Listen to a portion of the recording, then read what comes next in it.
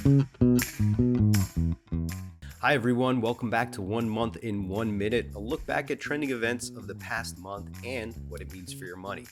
So, November had kind of a mixed feel to it, but we did see a little bit more optimism as we head towards the end of the year. Inflation came in a bit lighter, which helps, but the core numbers are still a little stubborn in a few key areas.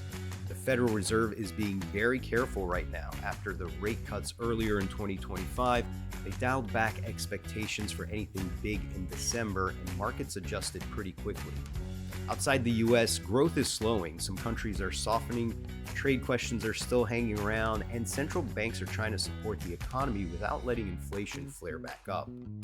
Borrowing conditions are getting a little tougher, especially for companies with lower credit ratings. And this is something to keep in mind because tighter lending can make a shaky environment feel even shakier. Even with that, a lot of central banks are still expected to gradually cut rates as inflation cools. But again, everything is dependent on the next few data releases. And here at home, the job market is still holding up, which makes the timing of future rate cuts a little bit more complicated.